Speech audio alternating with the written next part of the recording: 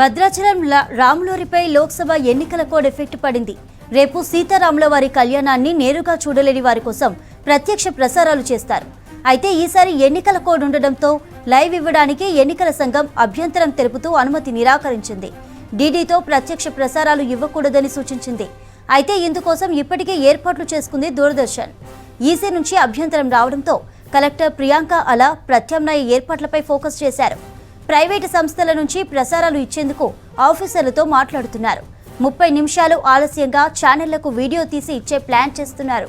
మరోవైపు కళ్యాణాన్ని భక్తులు టీవీలో చూసేలా లైవ్ టెలికాస్ట్కు అనుమతి ఇవ్వాలని దేవాదాయ శాఖ మంత్రి Konda Surekha election commission CEO Vikas రాజ్కు లేఖ రాశారు. దీనిపై వికాస్ రాజ్ కేంద్ర ఎన్నికల సంఘం అనుమతి కోరినట్టు సమాచారం. దీనిపై మరిన్ని డీటెయిల్స్ భద్రాచలం నుంచి ఖదీర్ లైవ్ ద్వారా అందిస్తారు. ఖదీర్, డీటెయిల్స్ ఏంటి? భద్రాచలం రాములూరిపై లోక్సభ ఎన్నికల కోడ్ ఎఫెక్ట్ పడింది. రేపు సీతారాముల వారి కళ్యాణాన్ని నేరుగా చూడలేని వారి కోసం ప్రత్యక్ష ప్రసారాలు చేస్తారు. అయితే ఈసారి ఎన్నికల కోడ్ ఉండడంతో లైవ్ ఇవ్వడానికి ఎన్నికల సంఘం అభ్యంతరం తెలుపుతూ అనుమతి నిరాకరించింది. డీడీతో ప్రత్యక్ష ప్రసారాలు ఇవ్వకూడదని సూచించింది.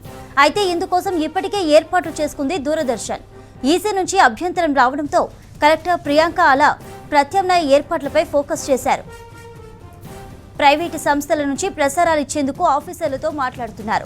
30 నిమిషాలు ఆలస్యంగా ఛానళ్లకు వీడియో తీసి ఇచ్చే ప్లాన్ చేస్తున్నారు. మరోవైపు కళ్యాణాన్ని భక్తులు టీవీలో చూసేలా లైవ్ టెలికాస్ట్కు అనుమతి ఇవ్వాలని దేవాదాయ శాఖ మంత్రి Konda Surekha election commission CEO Vikas రాజ్కు లేఖ రాశారు. దీనిపై వికాస్ రాజ్ కేంద్ర ఎన్నికల సంఘం అనుమతి కోరినట్టు సమాచారం. దీనిపై మరిన్ని డీటెయిల్స్ భద్రాచలం నుంచి ఖదీర్ లైవ్ ద్వారా అందిస్తారు. ఖదీర్, డీటెయిల్స్ ఏంటి?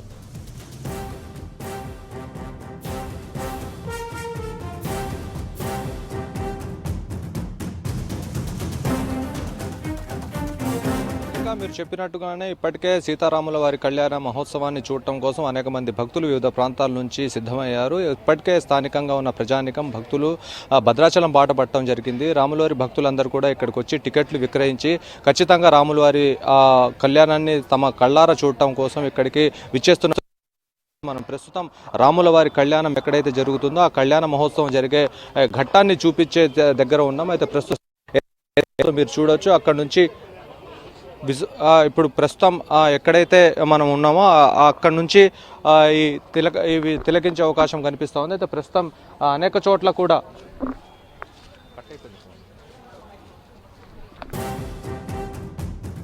ఘట్టాన్ని తిలకించడం కోసం అనేక మంది భక్తులు దూర ప్రాంతాల నుంచి రావడం జరుగుతుంది. అయితే ఇప్పుడు ఆ పరిస్థితి లేదు. కొంతమందికి ఆర్థిక భారంతో పాటు కొంతమందికి వయోభారం కూడా ఉండటంతో అనేక మంది భక్తులు ఇక్కడికి రాలేని పరిస్థితుల్లో అందరూ కూడా సీతారాముల కళ్యాణ మహోత్సవాన్ని చూడటం కోసం అందరూ టీవీలను అతుక్కొని పోతుంటారు. దానికి సంబంధించి ప్రత్యేక ప్రసారాలు చేయడం కోసం డీడీ ద్వారా ఈ ప్రసారాలన్నీ కొనసాగుతూ ఉంటాయి. కాబట్టి ప్రతి ఒక్కళ్ళు టీవీలను అతుక్కుపోయి సీతారాముల వారి కళ్యాణం మొత్తం కూడా పూర్తయ్యే వరకు టీవీల ముందు నుంచి కదలరు. అయితే ఎవరైతే వయోభారంగా ఉంటారో కొంతమంది ఆర్థిక పరిస్థితి వల్ల కానివ్వండి కొన్ని ఇక్కడ ఫెసిలిటీస్ దొరకని నేపథ్యంలో అనేక మంది ఇక్కడికి రారు. కాబట్టి వాళ్ళందరి కోసం అని చెప్పేసి టీవీల ద్వారా ప్రసారాన్ని చేస్తూ ఉంటారు. కానీ ఈసారి ఎన్నికల కోడ్ అమల్లో ఉన్న నేపథ్యంలో ఖచ్చితంగా ఈసారి డీడీ ద్వారా ప్రసారాలు జరగకూడదు, మతపరమైన వాటిని ఇక్కడ ప్రసారం చేయకూడదు అని చెప్పేసి భావించిన ఈసీ ఇప్పటికైతే ఖచ్చితంగా డీడీ ద్వారా ప్రసారాలు కొనసాగించవద్దని చెప్పేసి ఆదేశాలు జారీ చేయడం జరిగింది. ఈ నేపథ్యంలో స్థానికంగా ఉన్న కలెక్టర్ కూడా ఏం చెప్తున్నారంటే ఖచ్చితంగా సాయంత్రం వరకు ఒక క్లారిటీ వచ్చే అవకాశం ఉంది. ఒకవేళ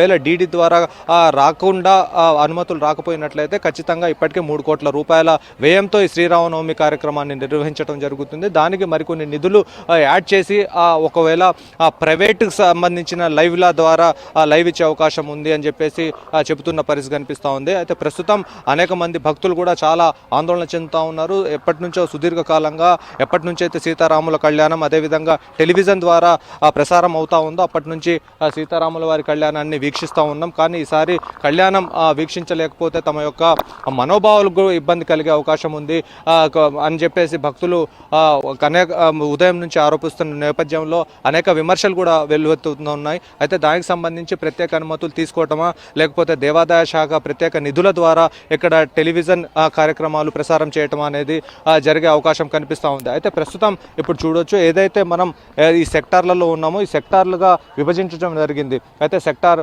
1B, అదేవిధంగా సెక్టార్ 1A, అదేవిధంగా సెక్టార్ విఐపీలు వివిధ ధరలు ఉన్నాయి. అయితే దీనికి సంబంధించి సెక్టార్ డోనర్ల సంబంధించిన ఒక సెక్టార్ కూడా ఉంది. అయితే దీంట్లో ఒకవేళ మధ్యలో ఏదైనా ప్రైవేట్ ఛానల్స్, న్యూస్ ఛానల్స్ అన్నీ ఉన్నాయో ఆ ప్రైవేట్ ఛానల్స్ అన్నీ కూడా ఒకవేళ లైవ్ ఇవ్వడానికి సీతారాముల కళ్యాణ మహోత్సవానికి ముందుకు వచ్చినట్లయితే ఆ లైవ్ ఇచ్చే క్రమంలో వెనుక ఉన్న భక్తులందరూ కూడా ఇబ్బంది కలిగి వాళ్ళు దీన్ని అభ్యంతరం వ్యక్తం చేసే అవకాశం ఉంది. సీతారాముల కళ్యాణం చూడటం కోసం దూర ప్రాంతాల నుంచి టికెట్లు ధర పెట్టి ఇక్కడ విక్రయించి మేము ఇక్కడికి వచ్చినప్పుడు ఒకవేళ ఆ లైవ్ కనపడకపోతే, లైవ్లో చూడలేకపోతే ఇబ్బంది కలుగుతుందని చెప్పేసి ఇట్లా టీవీ ఛానళ్ళ కూడా అడ్డుకునే అవకాశం ఉన్న నేపథ్యంలో కేవలం ప్రతిసారి కూడా డీడీ ద్వారా ఆ లింక్ ఇచ్చిన తర్వాత ప్రైవేట్ ఛానల్ అన్ని కూడా లైవ్ ఇవ్వటం జరుగుతుంది. కానీ ఈసారి డీడీకి అనుమతి లేకపోతే ప్రైవేట్ ఛానళ్లకు ఎన్ని ఛానళ్ళకు అన్ని అనుమతి ఇవ్వాలి, ఎంతమందిని ఇక్కడ ట్రైప్యాడ్ వేసే అవకాశం ఉంది అనేది ఇంకా క్లారిటీ రాలేదు. అయితే ఈ నేపథ్యంలో ఆ అధికారులు కూడా తర్జన భర్జన అవుతున్నారు. ప్రస్తుతం ఖచ్చితంగా ఈ రామ భక్తులందరూ కూడా